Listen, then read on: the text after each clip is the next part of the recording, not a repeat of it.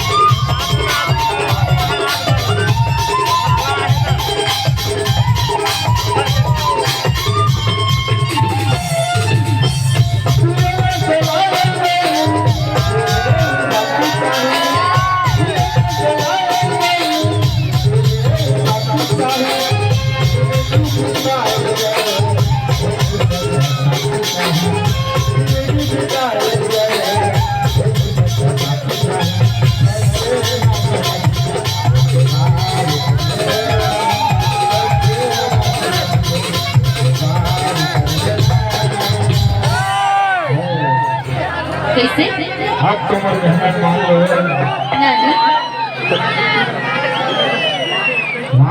मान लो जिससे जवाब बता नहीं माना पता नहीं देखा था कब तक मान देते हैं देखा था अल्लाह जिंदगी है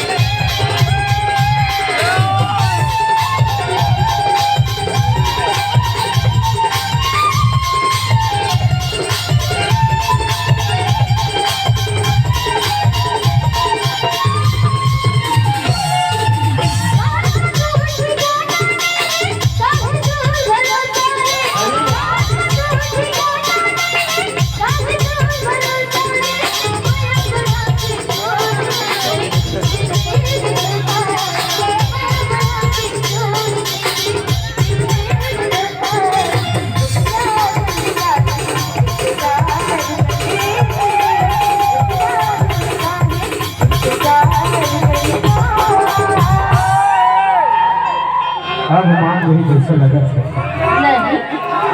नहीं माना चल देखा खाना का कब तक मान देखा पाँव भले कर ले तब नहीं माना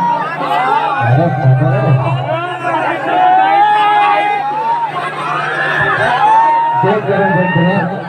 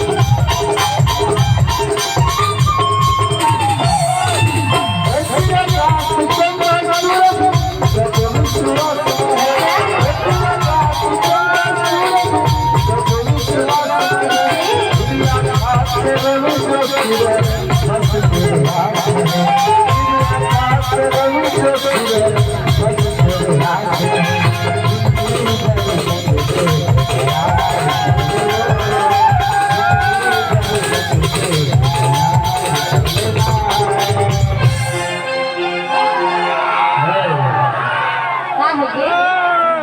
अब तुम और कहना मान ले वो।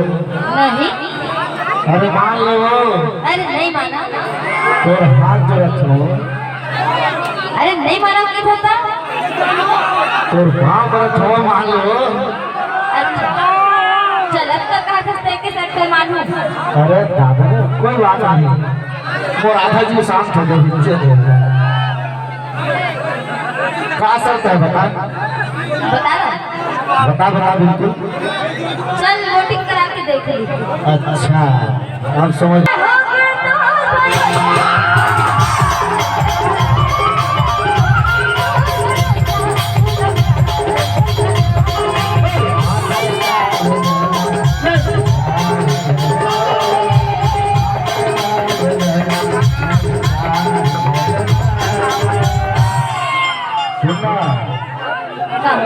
अब तक बात गलत नहीं हुई। कुछ बात आगे बढ़ गई तो कुछ सोचा था लेकिन लगे रहा है लगे छोड़ा है। चल पहले हाथ में हाथ गिरा। विराज भाई अरे तेरा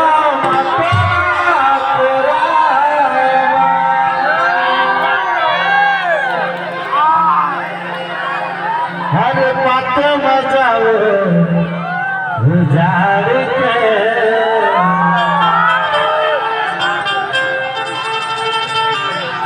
ले तो